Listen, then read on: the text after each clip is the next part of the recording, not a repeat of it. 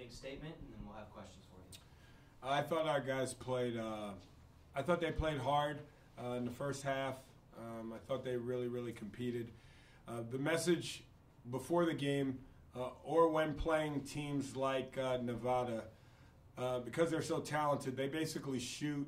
And the way they play, they kind of shoot to get hot. That's not to discredit the things that they're trying to run, because they run good offense. So if they might be cold in the first half, those guys continue to shoot the ball, and then all of a sudden they can rattle off 3 or 4 or 5 in a row. And that's the level at which we're playing at, and we tried to let our guys know that. And with that being said, when those things are happening, that's where we really have to be good on both ends of the floor. If we get a chance to score, we have to score it. If we have a chance to take care of the ball and not turn it over, then we can't turn it over right then. If you get fouled and you go to the line, you have to make the free throws, because when their wave comes offensively, you're going to have to be able to withstand that somehow, some way. Questions for Coach? Jalen talked about the game evolving, and that's because, the NBA, the way it's set up now, it's kind of this positionless basketball, and I think from your perspective, I don't know how you see it with, the game kind of coming down the college ranks. Before their 5 starters or 6, 7, basically they're able to switch everything. What are your thoughts on the state of college basketball and how you guys were able to kind of cope with some of the well, I don't think they're switching. There's a lot going on in that question. One, I don't think the switching necessarily bothered us, because we actually got the ball where we wanted to get it. We just needed to score it. Now, the state of college basketball, where it's going, and guys with multiple positions that can shoot and score, they have a really dynamic player. One of the twins, I don't know which one, but one of the twins is really good. Caleb Martin. He can score it off the bounce. He can shoot off the dribble, either hand, off the right hand, off the left hand. He can drive it, score it. So he is a matchup problem no matter what, because he is 6'7". Now, that's not to discredit the rest of their players. Jordan Caroline's really good. I thought Lindsey Drew, even though he had 8 points, I thought he was terrific. He disrupted shots at the basket because he's so long. I think they do a really good job of contesting shots at the basket without fouling. So in terms of the state of the game and how it changes, no, they just have a team that has 5 guys that can all score.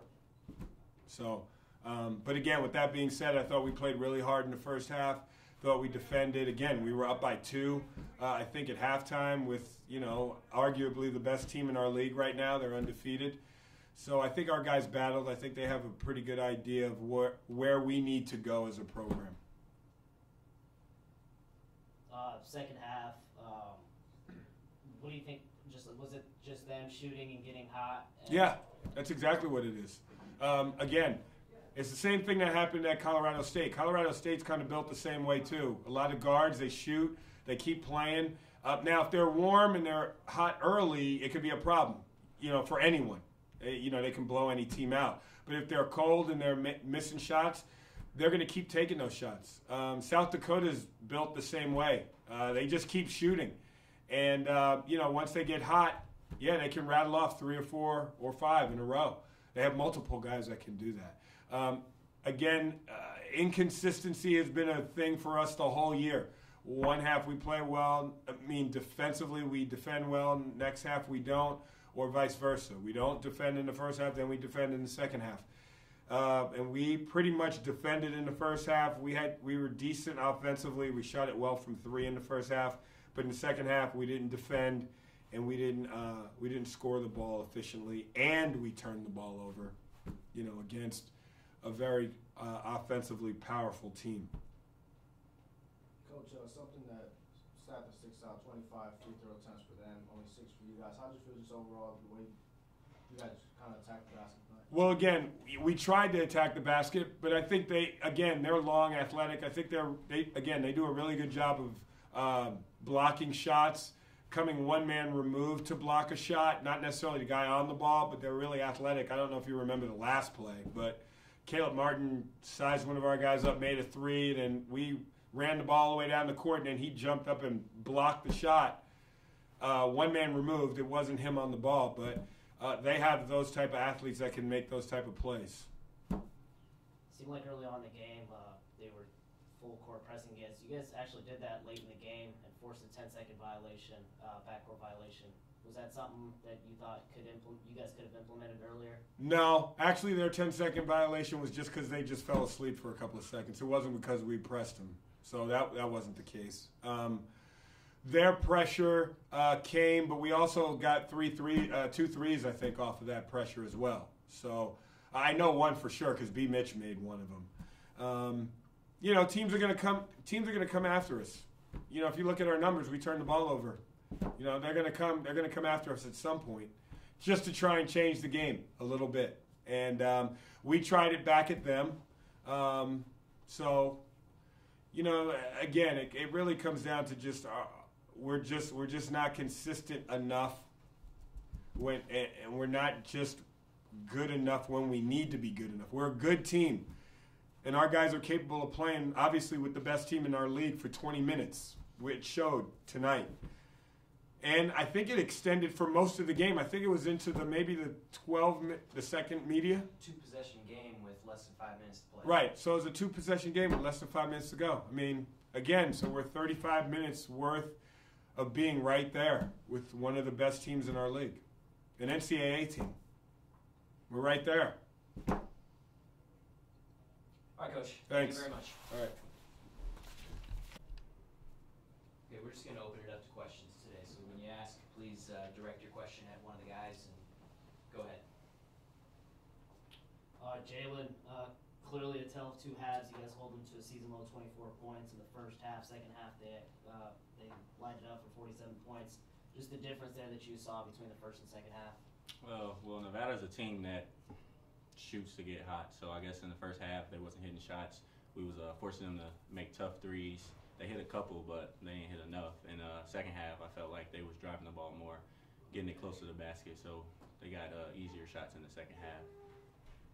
Just putting up Brandon a 40-minute game. I mean, it was a 5-point game with 8:52 remaining. They ended up beating you guys 71-54. What's the biggest thing that you see for you guys to really be able to put a full 40 minutes together and close out games?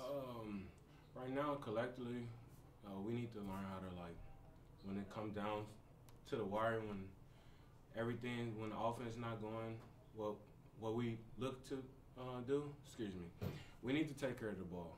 That's the biggest thing. I guess I had, I think 3 turnovers as well.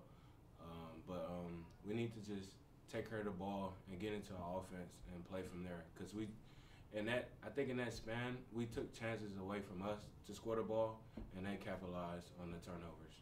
And that stressed out the league, and then we just kept fighting to get back and couldn't get back into the game. How about just the frustration of you guys offensively? I mean, only one player in double figures, and that was you. But just having that second and third guy to kind of get in that double figure range, how frustrating is it to not have that second, third, guy to really step up and put points when needed? With the offense we run night in, night out, it can be anybody, a different person sitting in this spot right now and have a good game. But to answer your question, it's just outside looking in to just give you a good perspective. If we can take care of the ball, that give other people more opportunities to shoot the ball.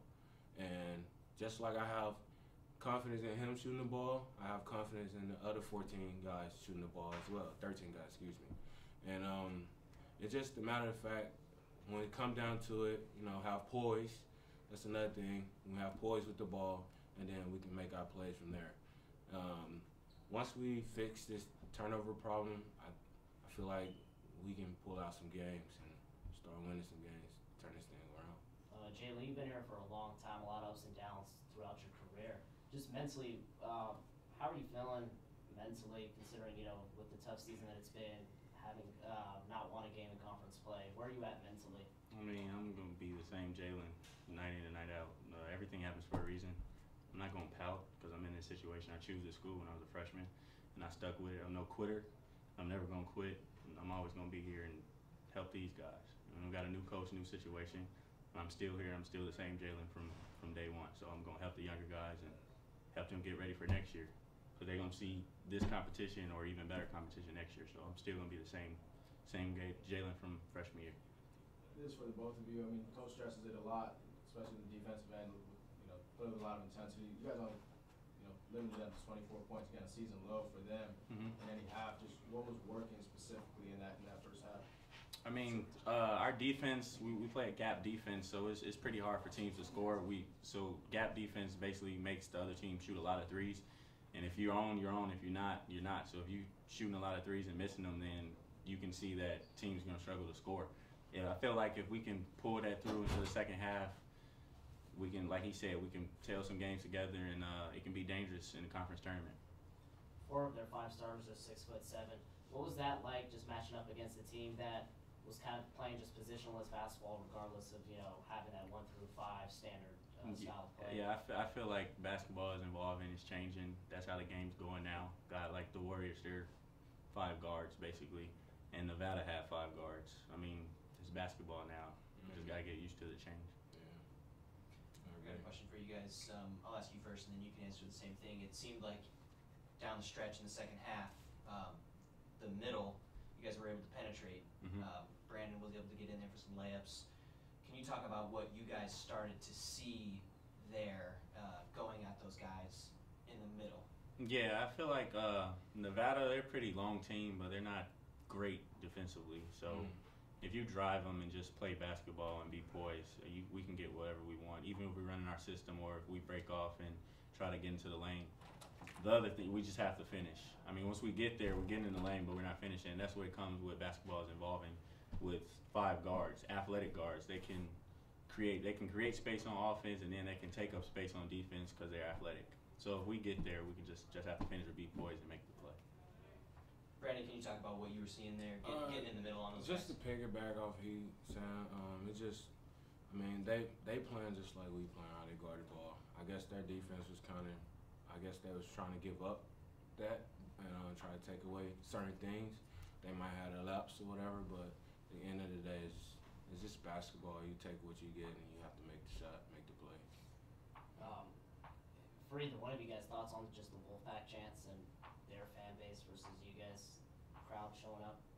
I mean, we just gotta win. I mean, everywhere, any program that's building, once they start to progress and show progress, the fans will come. And I mean, it's sad to say, but it's on us to get fans out there. The players have to perform, have to win the game, and then to get other people's interest to come to the game. And then we will never have that here at San Jose. Yeah, I feel like B-Mitch said, but we're still out of school, so most of the students are back at home. Yeah. I feel like, I mean, when we do have games or big games, our fans come out. It's just that we're on winter break and kids are at home. So that's why you heard the Wolfpack because they travel and our students are at home. Okay, guys, thanks very much.